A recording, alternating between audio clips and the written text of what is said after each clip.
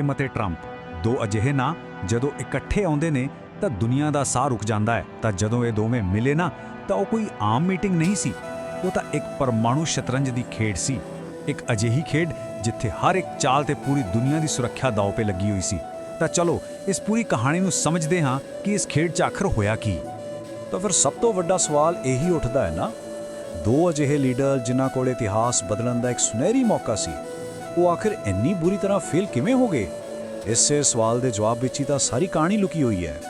ਤਾਂ ਸ਼ੁਰੂਆਤ ਕਰਦੇ ਹਾਂ ਇੱਕ ਉੱਚ ਦਾਅ ਵਾਲੀ ਸ਼ੁਰੂਆਤ। ਦੇਖੋ, ਹਰ ਵੱਡੀ ਕਹਾਣੀ ਵਾਂਗ ਇਸ ਦੀ ਸ਼ੁਰੂਆਤ ਵੀ ਬਹੁਤ ਉਮੀਦ ਭਰੀ ਸੀ। ਇੱਕ ਮਾਹੌਲ ਬਣ ਗਿਆ ਸੀ ਕਿ ਸ਼ਾਇਦ, ਬਸ ਸ਼ਾਇਦ, ਦਹਾਕਿਆਂ ਪੁਰਾਣੀ ਦੁਸ਼ਮਣੀ ਖਤਮ ਹੋਣ ਵਾਲੀ ਏ। ਪਰ ਸਵਾਲ ਇਹ ਹੈ ਕਿ ਇਹ ਉਮੀਦ ਜਾਗੀ ਕਿਵੇਂ? ਦੇਖੋ, ਕੂਟਨੀਤੀ ਦੀ ਇਹ ਖੇਡ ਇੱਕ ਬਹੁਤ ਹੀ ਸੋਚੀ ਸਮਝੀ ਚਾਲ ਨਾਲ ਸ਼ੁਰੂ ਹੋਈ ਸੀ। ਸਾਲਾਂ ਤੋਂ ਉੱਤਰੀ ਕੋਰੀਆ ਨੇ ਕੁਝ ਅਮਰੀਕੀ ਨਾਗਰਿਕਾਂ ਨੂੰ ਬੰਦਕ ਬਣਾ ਕੇ ਰੱਖਿਆ ਹੋਇਆ ਸੀ, ਜਿਵੇਂ ਕਿ ਕਿਮ ਡੋਂਗ ਜੁਲ। ਉਹਨਾਂ ਨੂੰ CIA ਦਾ ਜਾਸੂਸ ਦੱਸ ਕੇ ਸਖਤ ਸਜ਼ਾ ਦਿੱਤੀ ਗਈ ਸੀ। ਫਿਰ ਅਚਾਨਕ 2018 ਵਿੱਚ ਇਹਨਾਂ ਬੰਦਕਾਂ ਨੂੰ ਰਿਹਾ ਕਰ ਦਿੱਤਾ ਗਿਆ। ਇਹ ਕੋਈ ਰਹਿਮ ਦਾ ਕੰਮ ਨਹੀਂ ਸੀ, ਬਿਲਕੁਲ ਨਹੀਂ। ਇਹ ਤਾਂ ਟਰੰਪ ਪ੍ਰਸ਼ਾਸਨ ਨਾਲ ਗੱਲਬਾਤ ਦਾ ਦਰਵਾਜ਼ਾ ਖੋਲ੍ਹਣ ਲਈ ਇੱਕ ਸ਼ਤਰੰਜ ਦੀ ਚਾਲ ਸੀ। ਤੇ ਇਹ ਚਾਲ ਬਿਲਕੁਲ ਕੰਮ ਕਰ ਗਈ। ਰਾਸ਼ਟਰਪਤੀ ਟਰੰਪ ਨੇ ਖੁਦ ਕਿਹਾ, ਮੈਂ ਚੇਅਰਮੈਨ ਕਿਮ ਦਾ ਧੰਨਵਾਦ ਕਰਨਾ ਚਾਹੁੰਦਾ ਹਾਂ। ਮੈਨੂੰ ਲੱਗਦਾ ਹੈ ਕਿ ਉਹ ਸੱਚਮੁੱਚ ਆਪਣੇ ਦੇਸ਼ ਨੂੰ ਅਸਲੀ ਦੁਨੀਆ 'ਚ ਲਿਆਉਣਾ ਚਾਹੁੰਦੇ ਹਨ। ਬਸ ਫਿਰ ਕੀ ਸੀ, ਅਚਾਨਕ ਦੁਸ਼ਮਣੀ ਵਾਲੀ ਭਾਸ਼ਾ ਦੋਸਤੀ 'ਚ ਬਦਲ ਗਈ ਤੇ ਪੂਰੀ ਦੁਨੀਆ ਨੂੰ ਲੱਗਣ ਲੱਗਾ ਕਿ ਸ਼ਾਇਦ ਕੁਝ ਬਹੁਤ ਵੱਡਾ, ਕੁਝ ਅਸੰਭਵ ਹੋਣ ਵਾਲਾ ਹੈ। ਅਤੇ ਫਿਰ ਕਹਾਣੀ ਪਹੁੰਚਦੀ ਹੈ ਹਨੋਈ, ਵੀਅਤਨਾਮ, ਜਿੱਥੇ ਅਸਲੀ ਟਕਰਾਅ ਹੋਣਾ ਸੀ। ਉਮੀਦਾਂ ਤਾਂ ਆਸਮਾਨ ਤੇ ਸਨ, ਪਰ ਇੱਥੇ ਹੀ ਆ ਕੇ ਉੱਚੇ ਆਤਮ ਵਿਸ਼ਵਾਸ ਦੀ ਟੱਕਰ ਕੌੜੀ ਹਕੀਕਤ ਨਾਲ ਹੋਣੀ ਸੀ। ਜ਼ਰਾ ਸੋਚੋ, ਕਿਮ ਜੋਂਗ ਉਨ ਨੂੰ ਆਪਣੀ ਜਿੱਤ ਤੇ ਇੰਨਾ ਭਰੋਸਾ ਸੀ ਕਿ ਉਸਨੇ ਇੱਕ ਅਜਿਹਾ ਕਦਮ ਚੁੱਕਿਆ ਜੋ ਉੱਤਰੀ ਕੋਰੀਆ 'ਚ ਕੋਈ ਸੋਚ ਵੀ ਨਹੀਂ ਸਕਦਾ। ਉਸਨੇ ਹਨੋਈ ਜਾਣ ਤੋਂ ਪਹਿਲਾਂ ਹੀ ਆਪਣੇ ਸਰਕਾਰੀ TV ਤੇ ਸੰਮੇਲਨ ਦਾ ਐਲਾਨ ਕਰ ਦਿੱਤਾ, ਯਾਨੀ ਕਿ ਉਸਨੇ ਆਪਣੇ ਲਈ ਪਿੱਛੇ ਮੁੜਨ ਦਾ ਕੋਈ ਰਸਤਾ ਹੀ ਨਹੀਂ ਛੱਡਿਆ। ਉਸਨੂੰ ਪੱਕਾ ਯਕੀਨ ਸੀ ਕਿ ਆਰਥਿਕ ਪਾਬੰਦੀਆਂ ਹਟਾਉਣ ਦਾ ਸੌਦਾ ਤਾਂ ਬਸ ਹੋ ਹੀ ਗਿਆ। ਪਰ ਅਸਲ ਮੀਟਿੰਗ ਤੋਂ ਪਹਿਲਾਂ ਰਾਤ ਦੇ ਖਾਣੇ ਤੇ ਗੱਲਬਾਤ ਨੇ ਇੱਕ ਬਹੁਤ ਹੀ ਅਜੀਬ ਮੋੜ ਲਿਆ। ਟਰੰਪ ਨੇ ਬਾਅਦ 'ਚ ਦੱਸਿਆ ਕਿ ਕਿਮ ਨੇ ਉਸ ਨੂੰ ਇੱਕ ਕਹਾਣੀ ਸੁਣਾਈ ਕਿ ਕਿਵੇਂ ਉਸਨੇ ਆਪਣੇ ਹੀ ਚਾਚੇ ਨੂੰ ਮਰਵਾ ਕੇ ਉਸ ਦਾ ਸਿਰ ਬਾਕੀਆਂ ਨੂੰ ਦਿਖਾਉਣ ਲਈ ਟੰਗਵਾ ਦਿੱਤਾ ਸੀ। ਹੁਣ ਇਹ ਕੋਈ ਐਵੇਂ ਡਰਾਉਣੀ ਕਹਾਣੀ ਨਹੀਂ ਸੀ। ਇਹ ਦਰਅਸਲ ਕਿਮ ਦੀ ਇੱਕ ਚਾਲ ਸੀ। ਉਸ ਨੂੰ ਲੱਗਦਾ ਸੀ ਕਿ ਟਰੰਪ ਅਸਲੀ ਤਾਕਤ, ਰॉ ਪਾਵਰ ਦੀ ਇੱਜ਼ਤ ਕਰਦਾ ਹੈ ਤੇ ਉਹ ਇਸ ਤਰ੍ਹਾਂ ਉਸ ਨੂੰ ਪ੍ਰਭਾਵਿਤ ਕਰਨ ਦੀ ਕੋਸ਼ਿਸ਼ ਕਰ ਰਿਹਾ ਸੀ। ਤੇ ਫਿਰ ਜਦੋਂ ਅਸਲ ਗੱਲਬਾਤ ਸ਼ੁਰੂ ਹੋਈ ਤਾਂ ਸਾਰੀ ਸਮੱਸਿਆ ਸਾਹਮਣੇ ਆ ਗਈ।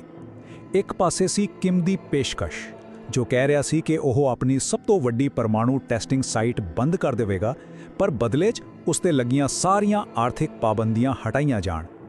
ਦੂਜੇ ਪਾਸੇ ਸੀ ਟਰੰਪ ਦੀ ਮੰਗ ਕਿ ਕੋਈ ਛੋਟਾ-ਮੋਟਾ ਨਹੀਂ, ਸਗੋਂ ਵੱਡਾ ਸੌਦਾ ਹੋਵੇਗਾ, ਯਾਨੀ ਕਿ ਉੱਤਰੀ ਕੋਰੀਆ ਆਪਣਾ ਪੂਰਾ ਦਾ ਪੂਰਾ ਪਰਮਾਣੂ ਪ੍ਰੋਗਰਾਮ ਖਤਮ ਕਰੇ। ਦੋਵਾਂ ਦੀਆਂ ਮੰਗਾਂ 'ਚ ਜ਼ਮੀਨ ਅਸਮਾਨ ਦਾ ਫਰਕ ਸੀ। ਇੱਕ ਐਸੀ ਖਾਈ ਜਿਸ ਨੂੰ ਪੜ੍ਹਨਾ ਨਾਮੁਮਕਿਨ ਸੀ। ਜਦੋਂ ਗੱਲ ਨਹੀਂ ਬਣੀ ਤਾਂ ਕਿਮ ਨੇ ਆਪਣੀ ਇੱਕ ਖਾਸ ਰਣਨੀਤੀ ਵਰਤੀ। ਇਸ ਨੂੰ ਜਰਮਨ ਭਾਸ਼ਾ ਵਿੱਚ ਸਿਟਸਫਲਾਈਸ਼ ਕਹਿੰਦੇ ਨੇ। ਇਸ ਦਾ ਮਤਲਬ ਹੈ ਬੈਠਣ ਦੀ ਤਾਕਤ।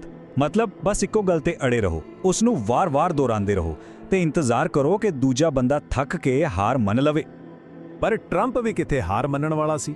ਜਦੋਂ ਦੋਵੇਂ ਧਿਰਾਂ ਆਪਣੀ ਗੱਲ ਤੇ ਅੜੀਆਂ ਰਹੀਆਂ ਤਾਂ ਨਤੀਜਾ ਇੱਕਦਮ ਹੈਰਾਨ ਕਰਨ ਵਾਲਾ ਸੀ। ਗੱਲਬਾਤ ਉੱਥੇ ਹੀ ਖਤਮ ਹੋ ਗਈ, ਕੋਈ ਸੌਦਾ ਨਹੀਂ ਹੋਇਆ।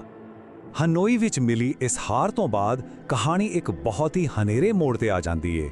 ਇਹ ਉਹ ਸਮਾਂ ਸੀ ਜਦੋਂ ਇਸ ਅਸਫਲਤਾ ਦੇ ਭਿਆਨਕ ਨਤੀਜੇ ਸਾਹਮਣੇ ਆਉਣੇ ਸਨ, ਖਾਸ ਕਰਕੇ ਉਹਨਾਂ ਲਈ ਜੋ ਕਿਮ ਦੀ ਟੀਮ ਦਾ ਹਿੱਸਾ ਸਨ। ਜ਼ਰਾ ਉਸ ਮਾਹੌਲ ਦੀ ਕਲਪਨਾ ਕਰੋ। 60 ਘੰਟੇ ਦੀ ਲੰਬੀ, ਖਾਮੋਸ਼ ਰੇਲ ਯਾਤਰਾ ਤੇ ਕਿਮ ਜੋਂਗ ਉਨ ਵਾਪਸ ਆਪਣੇ ਦੇਸ਼ ਜਾ ਰਿਹਾ ਹੈ। ਉਸ ਦੇ ਦਿਮਾਗ ਵਿੱਚ ਉਸ ਵੇਲੇ ਕੀ ਘੁੰਮ ਰਿਹਾ ਹੋਵੇਗਾ? ਸਿਰਫ ਇੱਕ ਸਵਾਲ, ਤਲਵਾਰ ਨਾਲ ਕੌਣ ਡਿੱਗੇਗਾ? ਯਾਨੀ ਕਿ ਇਸ ਵੱਡੀ ਬੇਇੱਜ਼ਤੀ ਦਾ ਬਿੱਲ ਕਿਸ ਤੇ ਫਟੇਗਾ? ਅਤੇ ਸਵਾਲ ਦਾ ਜਵਾਬ ਬਹੁਤ ਹੀ ਬੇਰਹਿਮ ਸੀ। ਖਬਰਾਂ ਮੁਤਾਬਿਕ ਹਨੋਈ ਦੀ ਇਸ ਹਾਰ ਤੋਂ ਬਾਅਦ ਕਿਮ ਦੀ ਟੀਮ ਦੇ ਘੱਟੋ-ਘੱਟ 3 ਵੱਡੇ ਅਧਿਕਾਰੀਆਂ ਨੂੰ ਜਾਂ ਤਾਂ ਹਟਾ ਦਿੱਤਾ ਗਿਆ ਜਾਂ ਫਿਰ ਮੌਤ ਦੇ ਘਾਟ ਉਤਾਰ ਦਿੱਤਾ ਗਿਆ। ਇਹ ਇੱਕ ਸਾਫ਼ ਸੰਦੇਸ਼ ਸੀ ਕਿ ਕਿਮ ਜੋਂਗ ਉਨ ਲਈ ਇਹ ਮਾਮਲਾ ਕਿੰਨਾ ਗੰਭੀਰ ਸੀ। ਖੈਰ, ਇਸ ਸਭ ਤੋਂ ਬਾਅਦ ਇੱਕ ਤੀਜੀ ਤੇ ਆਖਰੀ ਮੀਟਿੰਗ ਵੀ ਹੋਈ, ਪਰ ਇਸ ਨੂੰ ਮੀਟਿੰਗ ਕਹਿਣਾ ਵੀ ਸਹੀ ਨਹੀਂ ਹੋਵੇਗਾ। ਇਹ ਤਾਂ ਇੱਕ ਪ੍ਰਚਾਰ ਦਾ ਫੋਟੋ ਮੌਕਾ ਸੀ। ਇੱਕ ਅਜਿਹਾ ਰਾਜਨੀਤਿਕ ਡਰਾਮਾ ਜੋ ਟਵਿੱਟਰ ਤੋਂ ਸ਼ੁਰੂ ਹੋਇਆ ਤੇ ਦੋਵਾਂ ਦੇਸ਼ਾਂ ਦੇ ਬਾਰਡਰ ਤੇ ਜਾ ਕੇ ਖਤਮ ਹੋਇਆ। ਟਰੰਪ ਨੇ ਮਜ਼ਾਕ ਵਿੱਚ ਕਿਹਾ ਵੀ ਸੀ, ਲੱਗਦਾ ਹੈ ਕਿਮ ਜੋਂਗ ਉਨ ਮੇਰਾ ਟਵਿੱਟਰ ਫੋਲੋ ਕਰਦਾ ਹੈ। ਤੇ ਗੱਲ ਕੁਝ ਹੱਦ ਤੱਕ ਸੱਚ ਵੀ ਸੀ। ਦੁਨੀਆ ਦੇ ਸਭ ਤੋਂ ਖਤਰਨਾਕ ਬਾਰਡਰ ਤੇ ਇੱਕ ਇਤਿਹਾਸਿਕ ਮੀਟਿੰਗ ਸਿਰਫ ਇੱਕ ਟਵੀਟ ਨਾਲ ਤੈਅ ਹੋ ਗਈ। ਇਹ ਸੱਚਮੁੱਚ ਕੂਟਨੀਤੀ ਦਾ ਇੱਕ ਬਿਲਕੁਲ ਹੀ ਨਵਾਂ ਤੇ ਅਜੀਬ ਦੌਰ ਸੀ। ਪਰ ਸੋਚਣ ਵਾਲੀ ਗੱਲ ਇਹ ਹੈ ਕਿ ਕਿਮ ਇਸ ਲਈ ਤੁਰੰਤ ਤਿਆਰ ਕਿਉਂ ਹੋ ਗਿਆ? ਕਿਉਂਕਿ ਹਨੋਈ 'ਚ ਹੋਈ ਬੇਇੱਜ਼ਤੀ ਤੋਂ ਬਾਅਦ ਉਸ ਨੂੰ ਇਸ ਫੋਟੋ ਮੌਕੇ ਦੀ ਸਖਤ ਲੋੜ ਸੀ। ਉਸ ਨੂੰ ਆਪਣੇ ਦੇਸ਼ ਦੇ ਲੋਕਾਂ ਨੂੰ ਇਹ ਦਿਖਾਉਣਾ ਸੀ ਕਿ ਸਭ ਕੁਝ ਠੀਕ ਹੈ, ਕਿ ਉਹ ਹਾਰਿਆ ਨਹੀਂ ਹੈ ਤੇ ਦੁਨੀਆ ਦਾ ਸਭ ਤੋਂ ਤਾਕਤਵਰ ਲੀਡਰ ਅਜੇ ਵੀ ਉਸ ਨਾਲ ਖੜਾ ਹੈ। ਤੇ ਉੱਥੇ ਜੋ ਦ੍ਰਿਸ਼ ਸੀ ਉਹ ਪੂਰੀ ਤਰ੍ਹਾਂ ਹਫੜਾ ਦਫੜੀ ਵਾਲਾ ਸੀ। ਹਾਂ, ਟਰੰਪ ਉੱਤਰੀ ਕੋਰੀਆ 'ਚ ਕਦਮ ਰੱਖਣ ਵਾਲੇ ਪਹਿਲੇ ਅਮਰੀਕੀ ਰਾਸ਼ਟਰਪਤੀ ਬਣੇ। ਇਹ ਇਤਿਹਾਸ ਬਣ ਗਿਆ, ਪਰ ਇਸ ਇਤਿਹਾਸ ਦੇ ਪਿੱਛੇ ਕੋਈ ਨੀਤੀ ਨਹੀਂ ਸੀ। ਮਾਹੌਲ ਇੰਨਾ ਖਰਾਬ ਸੀ ਕਿ ਉੱਤਰੀ ਕੋਰੀਆ ਦੇ ਸੁਰੱਖਿਆ ਗਾਰਡ ਅਮਰੀਕੀ ਮੀਡੀਆ ਨਾਲ ਧੱਕਾ ਮੁੱਕੀ ਕਰ ਰਹੇ ਸਨ। ਯਾਨੀ ਕਿ ਪ੍ਰਚਾਰ ਲਈ ਤਾਂ ਇਹ ਸਭ ਕੁਝ ਵਧੀਆ ਸੀ, ਪਰ ਅਸਲ ਕੂਟਨੀਤੀ ਦੇ ਨਾਂ ਤੇ ਸਭ ਖਾਲੀ ਸੀ। ਤੇ ਹੁਣ ਇਹ ਕਹਾਣੀ ਆਪਣੇ ਸਭ ਤੋਂ ਖਤਰਨਾਕ ਮੋੜ ਤੇ ਆਉਂਦੀ ਹੈ, ਕਿਉਂਕਿ ਇੱਕ ਸਿੱਧਾ ਸਾਦਾ ਅਸੂਲ ਹੈ, ਜਦੋਂ ਗੱਲਬਾਤ ਫੇਲ ਹੋ ਜਾਂਦੀ ਹੈ ਤਾਂ ਫਿਰ ਹਥਿਆਰ ਬੋਲਦੇ ਹਨ। ਜਦੋਂ ਕਿਮ ਨੂੰ ਇਹ ਸਾਫ਼ ਹੋ ਗਿਆ ਕਿ ਗੱਲਬਾਤ ਨਾਲ ਪਾਬੰਦੀਆਂ ਨਹੀਂ ਹਟਣਗੀਆਂ ਤਾਂ ਉਸਨੇ ਆਪਣੀ ਰਣਨੀਤੀ ਪੂਰੀ ਤਰ੍ਹਾਂ ਬਦਲ ਦਿੱਤੀ। ਉਸਨੇ ਸੋਚਿਆ ਜੇ ਸੌਦਾ ਨਹੀਂ ਮਿਲਦਾ ਤਾਂ ਫਿਰ ਧਮਕੀ ਦਿੱਤੀ ਜਾਵੇ। ਉਸਨੇ ਅਮਰੀਕਾ ਨੂੰ ਕ੍ਰਿਸਮਸ ਗਿਫਟ ਦੇਣ ਦੀ ਧਮਕੀ ਦਿੱਤੀ, ਜਿਸ ਦਾ ਅਸਲ ਮਤਲਬ ਸੀ ਕਿ ਉਹ ਹੁਣ ਇੱਕ ਵੱਡਾ ਹਥੌੜਾ ਯਾਨੀ ਕਿ ਇੱਕ ਹੋਰ ਵੀ ਖਤਰਨਾਕ ਹਥਿਆਰ ਬਣਾਉਣ ਤੇ ਧਿਆਨ ਦੇਵੇਗਾ। ਤੇ ਉਸਨੇ ਆਪਣਾ ਇਹ ਵਾਅਦਾ ਪੂਰਾ ਵੀ ਕੀਤਾ। ਅਕਤੂਬਰ 2020 ਵਿੱਚ ਉੱਤਰੀ ਕੋਰੀਆ ਨੇ ਦੁਨੀਆ ਦੀ ਸਭ ਤੋਂ ਵੱਡੀ ਮੋਬਾਈਲ ਨਿਊਕਲੀਅਰ ਮਿਜ਼ਾਈਲ ਦੁਨੀਆ ਸਾਹਮਣੇ ਪੇਸ਼ ਕੀਤੀ। ਮਾਇਰਾ ਨੇ ਇਸ ਨੂੰ ਇੱਕ ਨਾਂ ਦਿੱਤਾ, ਦ ਮੌਨਸਟਰ। ਇਹ ਫੇਲ ਹੋਈ ਕੂਟਨੀਤੀ ਦਾ ਸਿੱਧਾ ਨਤੀਜਾ ਸੀ। ਪਰ ਦ ਮੌਨਸਟਰ ਇਕੱਲਾ ਨਹੀਂ ਹੈ। ਇਹ ਯਾਦ ਰੱਖਣਾ ਚਾਹੀਦਾ ਹੈ ਕਿ ਕਿਮ ਜੋਂਗ ਉਨ ਦੇ ਕੋਲ ਪਹਿਲਾਂ ਤੋਂ ਹੀ 40 ਤੋਂ ਵੱਧ ਪਰਮਾਣੂ ਮਿਜ਼ਾਈਲਾਂ ਦਾ ਜ਼ਖੀਰਾ ਹੈ। ਉਹੀ ਜ਼ਖੀਰਾ ਜਿਸ ਨੂੰ ਖਤਮ ਕਰਨ ਲਈ ਇਹ ਸਾਰੀ ਗੱਲਬਾਤ ਸ਼ੁਰੂ ਹੋਈ ਸੀ। ਤੇ ਹੁਣ ਇਹ ਖੇਡ ਇੱਕ ਹੋਰ ਵੀ ਖਤਰਨਾਕ ਪੱਧਰ ਤੇ ਪਹੁੰਚ ਗਈ ਹੈ। ਉੱਤਰੀ ਕੋਰੀਆ ਇੱਕ ਨਵਾਂ ਗੁਪਤ ਹਥਿਆਰ ਬਣਾ ਰਿਹਾ ਹੈ, ਇੱਕ 3000 ਟਨ ਦੀ ਪਣਡੁੱਬੀ ਜੋ ਪਰਮਾਣੂ ਮਿਜ਼ਾਈਲਾਂ ਨਾਲ ਲੈਸ ਹੋਵੇਗੀ।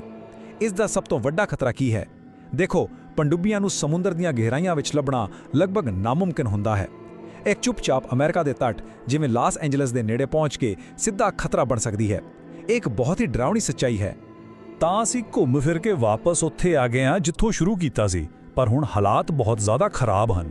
ਕਿਮ ਅਤੇ ਟਰੰਪ ਦੀ ਉਹ ਸ਼ਤਰੰਜ ਦੀ ਖੇਡ ਤਾਂ ਖਤਮ ਹੋ ਗਈ ਹੈ।